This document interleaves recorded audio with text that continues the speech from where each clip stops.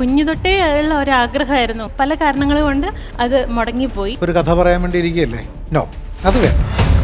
അവൻ്റെ പോക്കറ്റിലിരിക്കുന്ന പേഴ്സ് മെല്ലനെ എടുത്തിട്ട് വെറുതെ ഇങ്ങനെ തുറന്നു നോക്കും. അവൻ്റെ ഭാര്യയുടെ ഒരു ഫോട്ടോ കാണും. അതിനകത്ത് ഭാര്യയുടെ മുഖം വന്നു.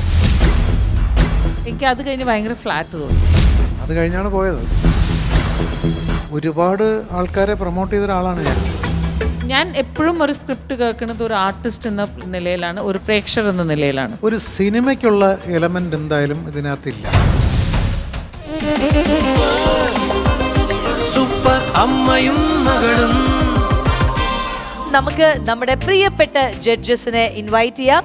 So let's welcome Shweta Menon and Rajasenan sir. അപ്പോൾ സാർ, എനിക്കൊരു ചോദ്യം. നമ്മുടെ ലിഷ ചേച്ചിയുടെ കഥ കേട്ടിട്ട് ഇന്ദ്രൻ സേട്ടനോട് പറഞ്ഞിരുന്നോ, കമ്മ്യൂണിക്കേറ്റ് ചെയ്യാൻ പറ്റിയിരുന്നോ? ഉച്ചയ്ക്ക് എന്നെ വിളിച്ചിരുന്നു, ഇവിടെ ഇരുന്നാണ് വിളിച്ചത്. ആണോ? നമുക്ക് കേൾക്കാലോ, നേരിട്ട് ഒരു ദിവസം നമുക്ക് കേൾക്കാന്നൊക്കെ പറഞ്ഞായിരുന്നു. എനിക്ക് വയ്യ, ലോട്ടറി അടിച്ചു. He will do it. Yes. അപ്പൊ എന്തായാലും ഇത് തന്നെ വലിയ സന്തോഷം. അദ്ദേഹത്തിന്റെ അടുത്ത് ഇങ്ങനെ ഒരു കാര്യം അറിയിച്ചു. ലിഷ എന്ന പേര് അദ്ദേഹത്തിന്റെ കാതുകളിൽ എത്തിയിരിക്കുന്നു എന്ന് പറയുന്നതിന് ഒരു അച്ചീവ്മെന്റ് അല്ലേ? ഒരുപാട് ആൾക്കാരെ പ്രൊമോട്ട് ചെയ്ത ഒരാളാണ് ഞാൻ. ഒരുപാട്. നേരത്തെ പറഞ്ഞ ഇന്ദ്രൻസിന്റെ കാര്യം പോലും, അതായത് ഈ മാലയോഗം കഴിഞ്ഞിട്ട് പിന്നെ എന്റെ കടിഞ്ഞൂൽ കല്യാണത്തില് കോസ്റ്റ്യൂമറായിട്ടാണ് വരുന്നത്. അപ്പോൾ ഞാനിങ്ങനെ ഇന്ദ്രനോട് ചുമ്മാ ചോദിക്കും, ആക്ടിങ് ഇല്ല സാർ, ഞാൻ കോസ്റ്റ്യൂമറായിട്ട് എൻ്റെ നെക്സ്റ്റ് മൂവി അയലത്തെ അദ്ദേഹത്തില് കാസറ്റ് കടയിൽ മെയിൻ റോളാണ്. അമ്പിളിച്ചേട്ടൻ്റെ കൂടെ ത്രൂ ഔട്ടാണ്. നെക്സ്റ്റ് മൂവി മേലെപ്പറമ്പിൽ ചെയ്തപ്പോൾ ഇദ്ദേഹത്തെ ഒരു കല്യാണ ബ്രോക്കറാക്കി. അപ്പോൾ തിയേറ്ററിൽ ഞാൻ ഫസ്റ്റ് ഡേ തിയേറ്ററിൽ ഇരിക്കുകയാണ്. ഞാനും മാണിസി കാപ്പനും കൂടെ ട്രിവാൻഡ്രത്ത് കൈരളിയിൽ മൂവി കാണാനിരിക്കുകയാണ്. ഇയാളുടെ ഇന്ദ്രൻസിന്റെ ഒരു ഷോട്ടുണ്ട് ഫസ്റ്റ്. അന്ന് കുറച്ചുകൂടെ ചെറിയ തലയും കുറച്ചിന്. ഫസ്റ്റ് ഷോട്ടിൽ ക്ലാപ്സ് ആണ് തിയേറ്ററിൽ. അന്ന് ഞങ്ങൾ കുറിച്ചിട്ടു, ഇത് മലയാളത്തിൽ വേറെ ലെവലിലായി വരുന്ന ഒരു ആർട്ടിസ്റ്റ് തന്നെയാണെന്നുള്ളത്. പിന്നെ അങ്ങോട്ട് എൻ്റെ എല്ലാ സിനിമകളിലും ത്രൂ ഔട്ട് ആദ്യത്തെ കൺമണി. അതെ. അപ്പോൾ ഇനി നമുക്ക് ബാക്ക് ടു കോമ്പറ്റീഷനിലേക്ക് പോവാം.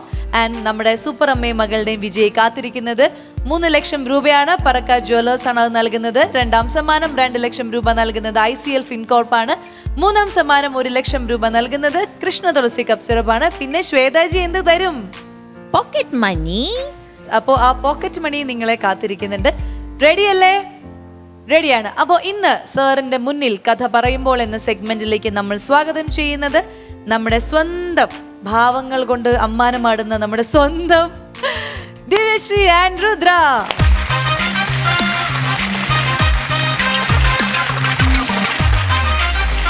അപ്പോൾ കഥ പറയാനായിട്ട് തയ്യാറായി നിൽക്കുകയാണ്. ഞാൻ സാറിനോട് പറഞ്ഞതുപോലെ തന്നെ ഒരുപാട് ഇങ്ങനെ കൈ കണ്ണും കൊണ്ടൊക്കെ അഭിനയിക്കുന്ന ഒരാളാണ്. വെറുതെ ഞാൻ ഭക്ഷണം കഴിച്ചു എന്ന് പറയുമ്പോൾ തന്നെ 100 ഭാവം മനസ്സിൽ ഇങ്ങനെ മുഖത്ത് വരും. എങ്ങനെയുണ്ടായിരുന്നു പ്രിപ്പറേഷൻസ്? അത് പറയൂ. എത്ര ദിവസം എടുത്തു ഒരു കഥ മെനഞ്ഞെടുക്കാൻ? ഈ കഥ പറയുന്ന ഈ ഒരു ടാസ്ക് കുറച്ച് ടെൻഷനായിരുന്നു. പിന്നെ നമുക്ക് എങ്ങനെ എഴുതും, കുറേ പേരോടൊക്കെ വിളിച്ച് ചോദിച്ചു ഇതെങ്ങനെ ചെയ്യും. അപ്പോൾ എല്ലാവരും, ചില ആൾക്കാർ ചോദിക്കും, എന്താ ദിവ്യ ഇത്രയും നല്ലൊരു കഥ നിങ്ങൾക്ക് തരുമ്പോൾ എന്താ അവർ സിനിമയാക്കാനൊക്കെ വെച്ച സാധനങ്ങളൊക്കെ എങ്ങനെയാണ് നിങ്ങൾക്ക് തരികയെന്നൊക്കെ ചോദിക്കും. അപ്പോൾ ആകെപ്പാടെ ടെൻഷനാവും. അപ്പോൾ പിന്നെ ഇങ്ങനെ എന്താ കുറേ ഇരുന്ന് ആലോചിച്ച് എൻ്റെ ഒരു ഫ്രണ്ടിൻ്റെ ഒരു ഹെൽപ്പ് മേടിച്ചിട്ടുണ്ടായിരുന്നു.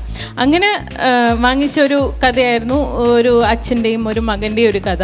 പക്ഷെ അതൊരു നോവൽ ടൈപ്പ്, ഇങ്ങനെ സാഹിത്യപരമായിട്ട് അങ്ങനെ പോകുന്ന ഒരു സംഭവമായിപ്പോയി. സിനിമയ്ക്ക് പറ്റിയ രീതിയിൽ വേറെ രീതിയിൽ മാറ്റി. അല്ല, എന്നതിന് ശേഷം പിന്നെ ഇവിടെ വന്നപ്പോൾ ഗ്രൂമിങ് ടൈമിലായിരുന്നു ആ ഒരു ഇത് വരുന്നത്. ആ ഒരു കഥ എങ്ങനെ മുന്നോട്ട് കൊണ്ടുപോകും എന്നുള്ള ഒരു ടെൻഷനൊക്കെ ആയി. അങ്ങനെ പെട്ടെന്നാണ് കഥ മാറ്റുന്നത്. അങ്ങനെ പെട്ടെന്ന് മാറ്റിയ ഒരു ഇന്നലെ മാറ്റിയ കഥയുമായിട്ടാണ് ഞാൻ വരുന്നത്. സൂപ്പർ. അപ്പൊ അതൊരു വല്ലാത്തൊരു ധൈര്യമാണല്ലേ സാർ? റെഡി അല്ലേ സാർ? സാറിന്റെ കയ്യിലാണ് എല്ലാം. സാർ നല്ല മൂഡിലാണെങ്കിൽ ചിരിക്കും, അല്ലെങ്കിൽ ദേഷ്യപ്പെടും. ഓക്കെ? അയ്യോ, ദേഷ്യപ്പെടുത്തൊന്നുമില്ല, കുഴപ്പമില്ല. യെസ്. അപ്പോൾ ഓൾ ദി ബെസ്റ്റ്. നമസ്കാരം. നമസ്കാരം സാർ. എന്താ പേര്? എൻ്റെ പേര് ദിവ്യശ്രീ. ദിവ്യശ്രീ. പ്രൊഫഷണലി എന്താണ്? പ്രൊഫഷൻ ഒരു ക്ലാസിക്കൽ ഡാൻസറാണ്. പെർഫോമറാണോ? ടീച്ചർ? പെർഫോമും ചെയ്യും, പിന്നെ കൂടുതലായിട്ട് ഇപ്പോൾ ക്ലാസിക്കൽ പഠിപ്പിക്കുകയാണ്. എന്തുകൊണ്ടാണ് ഇങ്ങനെ ഒരു ഷോയിൽ വന്നത്? കുഞ്ഞു തൊട്ടേ ഉള്ള ഒരാഗ്രഹമായിരുന്നു ഇങ്ങനത്തെ എന്തെങ്കിലും സ്റ്റേജ് ഷോയിലൊക്കെ വരണം എന്നുള്ളത് വലിയ ആഗ്രഹമായിരുന്നു. പക്ഷെ ആ ഒരു സമയത്ത് എന്തുകൊണ്ടോ എനിക്ക് പറ്റിയിട്ടുണ്ടായിരുന്നില്ല. പിന്നെ കോളേജിലുള്ള ടൈമിലും ഇതേപോലൊരു ഷോയിൽ അമൃതയിൽ തന്നെയായിരുന്നു വന്നിട്ടുണ്ടായിരുന്നു. ആ സമയത്തും ഇതേപോലെ കൊടുത്തിട്ടുണ്ടായിരുന്നു ഞാൻ. പക്ഷേ പല കാരണങ്ങൾ കൊണ്ട് അത് മുടങ്ങിപ്പോയി. അങ്ങനെ പിന്നെ കുറേ കാലങ്ങൾക്ക് ശേഷമാണ് ഇങ്ങനൊരു ഷോ വന്നപ്പം എന്താ എനിക്കും മോക്കും ചെയ്യാൻ പറ്റാവുന്ന ഒരു അവസരമല്ലേ, അപ്പം അത് എന്തായാലും ചെയ്യണം എന്നുള്ളൊരു ആഗ്രഹം. ആരാണ് ഇവിടെ കൂടുതൽ സ്കോർ ചെയ്തത്, അമ്മയാണോ മകളാണോ? കൂടുതൽ എപ്പോഴും മകളെ കുറിച്ചാണ് നല്ലത് പറയാറ്. അമൃത TV എപ്പോഴും ഈ ലേഡീസിന്റെ പ്രോഗ്രാമിന് ഒരുപാട് പ്രാധാന്യം കൊടുക്കുന്ന ഒരു ചാനലാണ്. അതെ അതെ അതെ. ഒത്തിരി ഷോസ് സ്ത്രീകളുടെ വന്നിട്ടുണ്ട്. അതെ അതെ. ഒരുപാട് ആർട്ടിസ്റ്റുകൾ അങ്ങനെ സിനിമയിലും സീരിയലിലും ഒക്കെ വന്നിട്ടുമുണ്ട്. അതെ. തീർച്ചയായിട്ടും ഇതൊരു ഡിഫറെൻ്റ് ആയിട്ടുള്ളൊരു കോൺസെപ്റ്റാണ്. ഒരു കഥ പറയാൻ വേണ്ടി ഇരിക്കുകയല്ലേ? അയ്യോ അതാണ് വലിയൊരു ടാസ്ക്കാണ്. ഇല്ല, ഒരു നർത്തകി എന്നൊക്കെ പറയുമ്പോൾ ഒരു ചെറിയ സംഭവം അല്ലല്ലോ. എല്ലാ കലകളും ചേർന്ന ഒരു കലാരൂപമാണ് നൃത്തം. അഭിനയം, സംഗീതം, എല്ലാം വരും അതിനകത്ത്. സകല ഭാവങ്ങളും വരും, സാഹിത്യം എല്ലാം വരും. അപ്പോൾ അങ്ങനെ ഒരാൾക്ക് ഒരു സിനിമയ്ക്ക് വേണ്ടി ഒരു കഥ ചിന്തിക്കാനും അതൊന്ന് പറയാനും വലിയ ബുദ്ധിമുട്ട് വരില്ല എന്നാണ് എനിക്ക് തോന്നുന്നത്. അധികം സംസാരിക്കാതെ വേണമെങ്കിൽ അങ്ങ് സ്റ്റാർട്ട് ചെയ്യാം. റെഡിയല്ലേ? ഞാനൊന്ന് സാറിൻ്റെ അനുഗ്രഹം മേടിച്ചിട്ട് തുടങ്ങാം.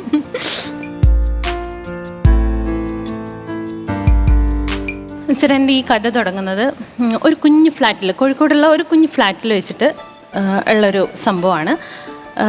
ഒരു ഷോർട്ട് സ്റ്റോറിയാണ്. ഈ ഫ്ലാറ്റിൽ എൻ്റെ കഥാനായകൻ മഹേഷാണ് നായകൻ്റെ പേര്. മഹേഷ് സമയം രാവിലെയാണ്, കിടന്നുറങ്ങുകയാണ്. മഹേഷിൻ്റെ ഭാര്യ ഗർഭിണിയാണ്.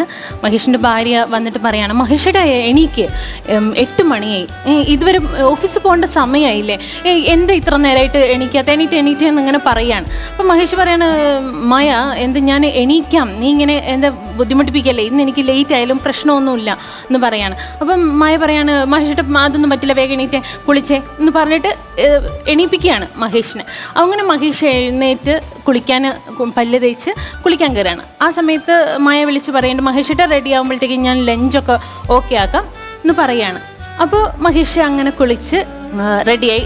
നല്ലൊരു ജെന്റിൽമാനാണ് എൻ്റെ മഹേഷ്, കാണാൻ നല്ല സുന്ദരനൊക്കെയാണ്. അപ്പോൾ മഹേഷ് കുളിച്ച് വന്ന് ആ സമയത്ത് മായ എന്ത് ചെയ്യുന്നു എന്ന് വെച്ചാൽ ലഞ്ച് ബോക്സ് മഹേഷ് ഏട്ടാ എടുത്തു വെച്ചോളൂ എന്ന് പറഞ്ഞ് കൊടുക്കുകയാണ്. അപ്പം കൊടുക്കുമ്പം എനിക്കിത് വേണ്ടായിരുന്നു മായ, ഞാൻ ഇന്ന് എവിടുന്നെങ്കിലും കഴിക്കുകയായിരുന്നു എന്ന് മഹേഷ് പറയുന്നുണ്ട്. അപ്പം മഹേഷ് ഈ ലഞ്ച് ബോക്സ് മേടിച്ച് പോവുകയാണ്. ആദ്യം തന്നെ ലിഫ്റ്റിലോട്ടേക്ക് പോകുമ്പം ലിഫ്റ്റിൽ അമർത്തിയപ്പം ലിഫ്റ്റ് വർക്ക് ചെയ്യുന്നില്ല. അപ്പോൾ ആകെപ്പാടെ സമയമൊക്കെ നോക്കിയപ്പം കുറച്ച് ലേറ്റ് ആയിട്ടുണ്ട്. അങ്ങനെ മഹേഷ് ആ സ്റ്റെപ്പ് ഇറങ്ങി ചടപടേന്ന് പറഞ്ഞ സ്റ്റെപ്പ് ഇറങ്ങി അങ്ങ് പോവുകയാണ്. ആ ഇറങ്ങി പോകുമ്പം സ്റ്റെപ്പിൻ്റെ ഒരു ലാസ്റ്റ് പോർഷനിലൊക്കെ എത്തുമ്പോൾ ഒരാളായിട്ട് ഇടിച്ചു പോവുക. ഇടിച്ചു പോകുമ്പോൾ മഹേഷ് സോറി എന്നൊക്കെ പറഞ്ഞ് മഹേഷ് അങ്ങ് പോകും. മഹേഷ് വളരെ ധൃതിയിൽ പെട്ടെന്ന് ഒരു ഓട്ടോ പാസ് ചെയ്യുമ്പം ആ ഓട്ടോയ്ക്ക് കൈ കാണിച്ച് മഹേഷ് ഇറങ്ങി ആ ഓട്ടോയിൽ കയറിപ്പോവും. അവിടുന്ന് ഓട്ടോക്കാരനോട് പറയും ഇങ്ങനെ SM സ്ട്രീറ്റ് എന്ന് പറയും. അപ്പോൾ അങ്ങനെ മഹേഷ് പോയി SM സ്ട്രീറ്റിലോട്ട് ഇറങ്ങുകയാണ്.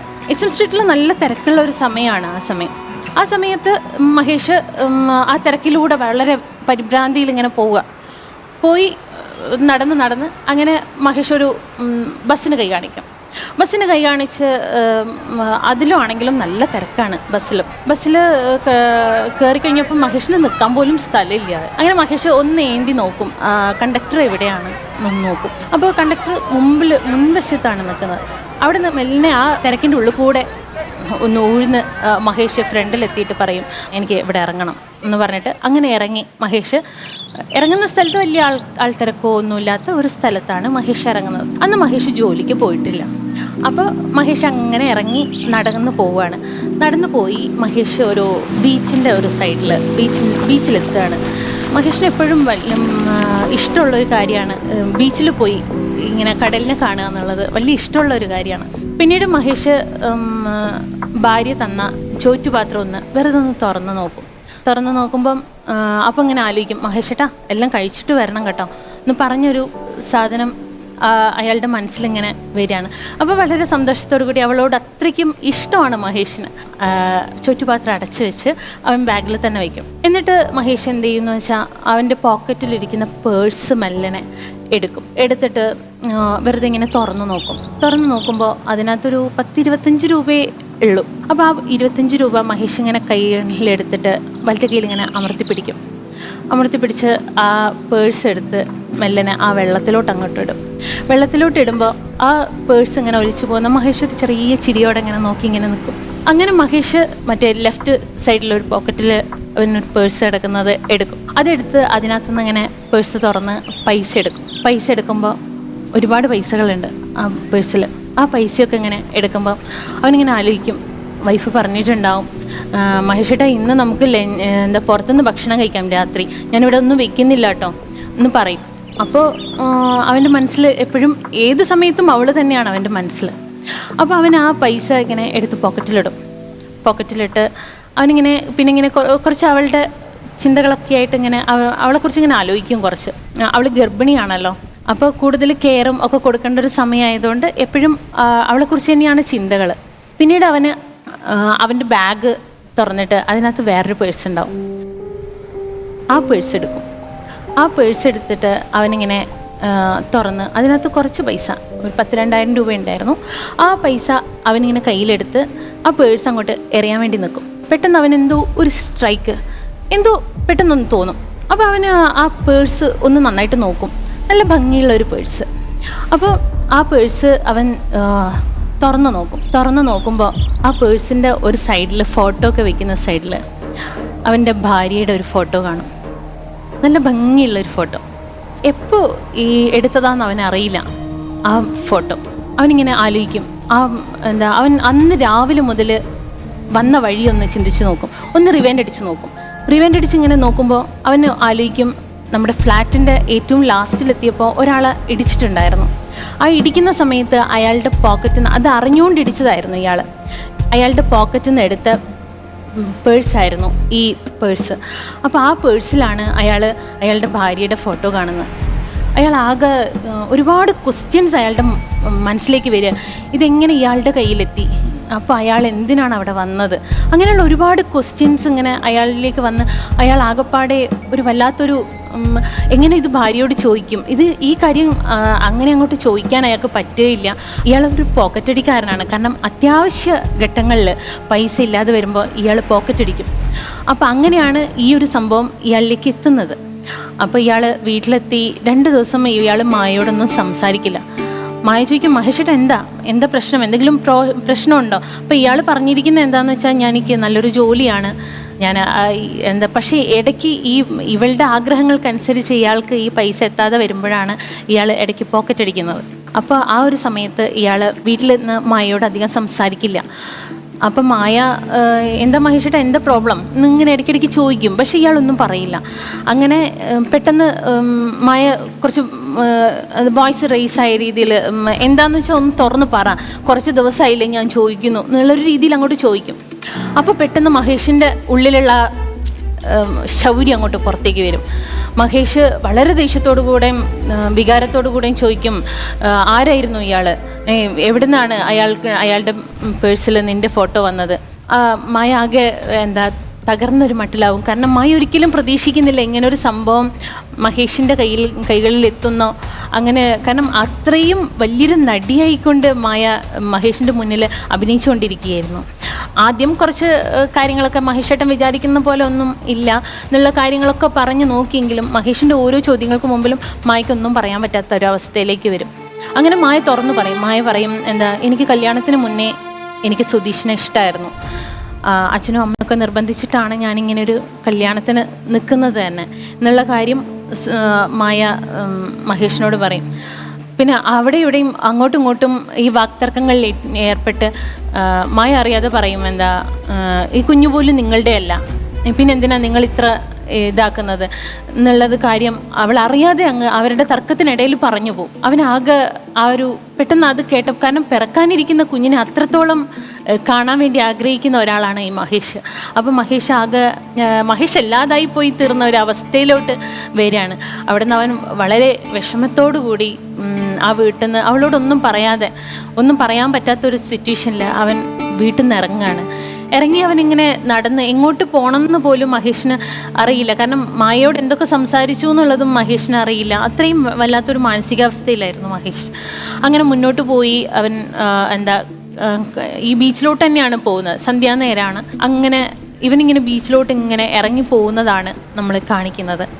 അങ്ങനെ ആ ഇറങ്ങി പോകുന്നിടത്ത് നമ്മൾ പറയാണ് 15 വർഷങ്ങൾക്ക് ശേഷം ആണ് പിന്നെ കാണിക്കുന്നത്. ഈ 15 വർഷങ്ങൾക്ക് ശേഷം ഈ മഹേഷിന് എന്ത് പറ്റി, എന്ത് സംഭവിച്ചു എന്നുള്ളതൊന്നും നമ്മൾ ഒന്നും പറയുന്നില്ല. പക്ഷേ ഒരു ബീച്ചിൽ, വേറൊരു ബീച്ചിൽ മഹേഷിനെ നമ്മൾ അവിടെ കാണുകയാണ്. പക്ഷേ വേറെ തന്നെ ഒരു മുഖവും വേറെ തന്നെ ഒരു സ്വഭാവവും ഒക്കെ ആയിട്ടുള്ള തികച്ചും വ്യത്യസ്തനായ ഒരു മഹേഷ്. അപ്പോൾ അവിടുന്ന് കുറച്ച് കുട്ടികൾ ടൂറിന് വന്നിട്ടുണ്ടായിരുന്നു. ആ കുട്ടികൾ ടൂറിൽ കളിച്ചുകൊണ്ടിരിക്കുന്ന സമയത്ത് 2 കുട്ടികൾ കൂടുതൽ കളിച്ചുകൊണ്ടിരിക്കുന്ന സമയത്ത് ഈ 2 കുട്ടികളെ തിരമാലകൾ വലിച്ചു കൊണ്ടുപോവാണ്. അപ്പോൾ പലരും എന്ത് ചെയ്യണമെന്ന് ഇങ്ങനെ സ്തംഭിച്ചിങ്ങനെ നിൽക്കുന്ന ഒരു സമയത്ത് മഹേഷ് ഇത് കണ്ടുകൊണ്ടിരിക്കുന്നുണ്ടായിരുന്നു. മഹേഷ് ആ കടലിലോട്ട് എടുത്തു ചാടി ആ 2 കുട്ടികളെ രക്ഷിക്കുകയാണ്. വളരെ പരിക്കനാണ് ഇന്ന് മഹേഷ്. കാരണം അവൻ്റെ ജീവിത പാഠങ്ങളായിരിക്കാം അവനെ പരിക്കനാക്കി മാറ്റിയത്. അപ്പോൾ അങ്ങനെ അവൻ ഈ കുട്ടികളെ 2 പേരെയും രക്ഷിച്ച് പെട്ടെന്ന് തന്നെ ഹോസ്പിറ്റലിൽ എത്തിക്കും. കാരണം മറ്റാരും ഏറ്റെടുക്കുന്നില്ല. കാരണം കുട്ടികൾക്ക് എന്തെങ്കിലും സംഭവിച്ചാലോ എന്നുള്ള ഒരു ഭയം ഉണ്ടായിരുന്നു എല്ലാവർക്കും. സ്കൂളിലെ ടീച്ചർമാരും എല്ലാവരും പെട്ടെന്ന് തന്നെ അമ്മയെ വിളിക്കുകയും അച്ഛനെയൊക്കെ അമ്മയും വീട്ടിലോട്ട് വിളിക്കുന്നു. അവർ പെട്ടെന്ന് ഈ ഹോസ്പിറ്റൽ വരാന്തയിലേക്ക് വരികയാണ്. അപ്പോൾ വളരെ പേടിച്ച് വരുന്നൊരു ടൈമിൽ കുട്ടിക്ക് എന്തെങ്കിലും സംഭവിച്ചോ എന്നുള്ള നമ്മുടെ പാരൻസിൻ്റെ ഒരു വിഭ്രാന്തിയിൽ അവർ ഓടി വരികയാണ്. ഓടി വന്ന് അവർ കാണുമ്പോൾ ആ അമ്മ മഹേഷിനെ കാണുകയാണ്. അവർക്ക് അപ്പോഴാണ് മനസ്സിലാവുന്നത് പണ്ട് ഉപേക്ഷിച്ചു പോയിരുന്ന മഹേഷാണ്, ഈ കുട്ടിയുടെ അമ്മയാണ് ഈ മായ.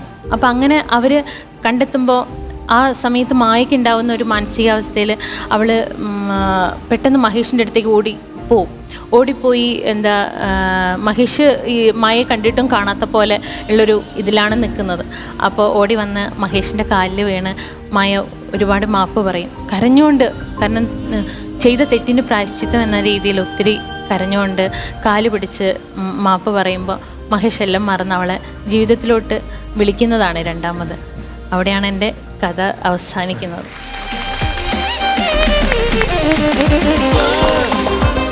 സൂപ്പർ അമ്മയും മകളും. 1ാം സമ്മാനം നേടുന്ന വിജയെ കാത്തിരിക്കുന്നത് പറക്കാട് ജുവൽസ് നൽകുന്ന 3 ലക്ഷം രൂപ സമ്മാനം. പുതുമയുള്ള കുറച്ച് അംശങ്ങളുണ്ട് തീർച്ചയായിട്ടും. പക്ഷെ ആദ്യമേ പറയാം, ഒരു സിനിമയ്ക്കുള്ള എലമെൻ്റ് എന്തായാലും ഇതിനകത്തില്ല. ഒരല്പം നീളം കൂടിയ ഒരു ഷോർട്ട് ഫിലിം ആക്കിയാൽ ഒരു പക്ഷേ വളരെ നന്നാവും. ഏറ്റവും നല്ല രീതിയിൽ വർക്ക് ചെയ്തിരിക്കുന്ന ഒരു ഏരിയ ഉണ്ട് അതിനകത്ത്. അതായത് ഇയാൾ ബീച്ചിൽ ചെന്നിരുന്നിട്ട് പേഴ്സുകൾ എടുത്ത് കളഞ്ഞിട്ട് ലാസ്റ്റ് പേഴ്സ് എടുക്കുമ്പോൾ അതിനകത്ത് ഭാര്യയുടെ മുഖം വന്നു എന്ന് പറയുന്നത് ഒരു നല്ല ട്വിസ്റ്റാണ്, ഒരു ബ്രില്യൻ ട്വിസ്റ്റാണ്. സാധാരണ കഥ ഉണ്ടാക്കാതിരുന്നാൽ പെട്ടെന്ന് കിട്ടത്തില്ല അതൊന്നും. കാരണം ഞങ്ങളൊക്കെ കിടന്ന് ചക്രശ്വാസം വലിക്കാറുണ്ട് ചില കഥകൾ മുന്നോട്ട് നീക്കാൻ വേണ്ടി.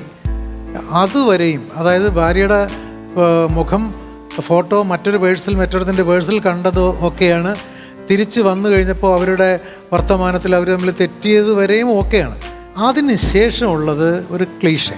അതായത് കുട്ടികൾ വെള്ളത്തിൽ ചാടാൻ പോയപ്പോഴേ എനിക്കറിയാം തീർച്ചയായിട്ടും അതിൽ ഇദ്ദേഹത്തിൻ്റെ മകളോ മകനോ ഉണ്ടാവും എന്നുള്ളതറിയാം, ആശുപത്രിയിൽ പോകുമെന്നറിയാം, അവിടെ ഈ അമ്മ വരുമെന്നറിയാം. പക്ഷേ ആ അമ്മ വന്നിട്ട് പിന്നെ മാപ്പ് കൊടുത്ത് അതൊരു കാര്യം.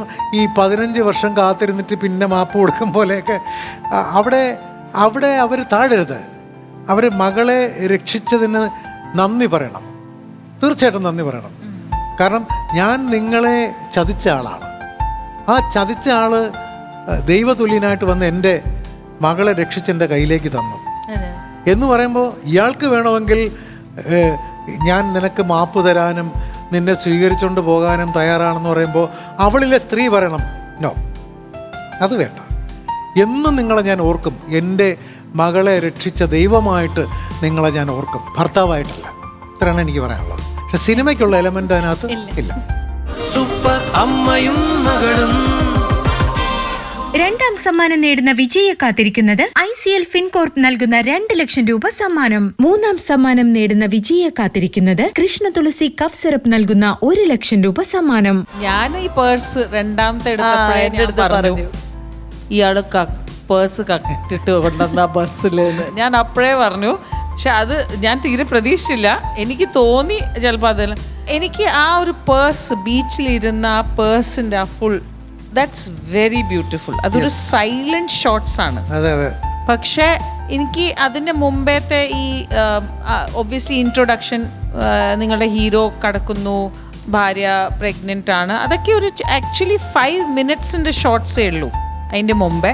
പിന്നെ മൂപ്പർ ഇറങ്ങുന്നു, സ്ട്രേഞ്ചറിനെ ആ മറ്റേ നമ്മുടെ സ്റ്റെയർ കേസിൻ്റെ അവിടെ ഒരു മുട്ടൽ, അതുവരെയ്ക്കും ഓക്കെ. പിന്നെ മൂപ്പർ ഓടിപ്പാഞ്ഞ് അതെല്ലാം ഓക്കെ. പക്ഷേ ഈ പേഴ്സിൻ്റെ ഇത് കഴിഞ്ഞിട്ട് ഭയങ്കര ടേക്ക് ഓഫ് ഉണ്ടാവുന്നുണ്ടായിരുന്നു. എനിക്ക് അത് കഴിഞ്ഞ് ഭയങ്കര ഫ്ലാറ്റ് തോന്നി. അത് കഴിഞ്ഞാണ് പോയത്. പക്ഷെ ബീച്ചിന്റെ എലിമെന്റ് വേറെ ഒരു ലെവലിലാണ്. ഒരു ടെക്നിക്കൽ പോയിന്റ് ഓഫ് വ്യൂ എന്ന് പറഞ്ഞാൽ നമുക്ക് ക്യാമറ, റൗണ്ട് ട്രോളി, ഗോപുര, പിന്നെ ഏതൊക്കെയോ ലെവലിൽ അത് കൊണ്ടുപോവാം. നല്ല BGM, ഭയങ്കര BGM, അതൊക്കെ ആ ഒരു ഷോട്ട് മാത്രം. പക്ഷേ എനിക്ക് ബാക്കി സ്ക്രിപ്റ്റ്, എൻ്റെ ഒരു പോയിന്റ് ഓഫ് വ്യൂവിൽ ഞാൻ എപ്പോഴും ഒരു സ്ക്രിപ്റ്റ് കേൾക്കുന്നത് ഒരു ആർട്ടിസ്റ്റ് എന്ന നിലയിലാണ്, ഒരു പ്രേക്ഷകർ എന്ന നിലയിലാണ്. ഐ ഫെൽറ്റ് അത് കഴിഞ്ഞ് ഭയങ്കര ലാൻഡ് ആയിപ്പോയി. അതാണ് എൻ്റെ ഒരു ഇത്. All the best.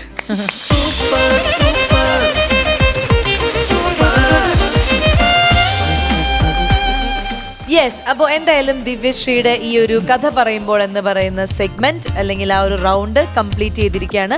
ശ്വേതാജിയും സാറൊക്കെ പറഞ്ഞ പോലെ ചെറിയ ചെറിയ പോരായ്മകൾ, പക്ഷെ അതൊന്ന് ഈ പറഞ്ഞ പോലെ സമയം കുറച്ചും കൂടി കിട്ടിയിരുന്നെങ്കിൽ എന്തെങ്കിലുമൊക്കെ വർക്ക് ചെയ്ത് ഒന്നും കൂടി ഒരു പുതുമ നിറഞ്ഞതാക്കാമായിരുന്നു അല്ലേ. നോക്കാം, നമുക്ക് ഇനിയും ബാക്കി 2 റൗണ്ട്സ് വരുന്നുണ്ട്, അതിലൊക്കെ എന്തൊക്കെയാണെന്ന് അറിയാം.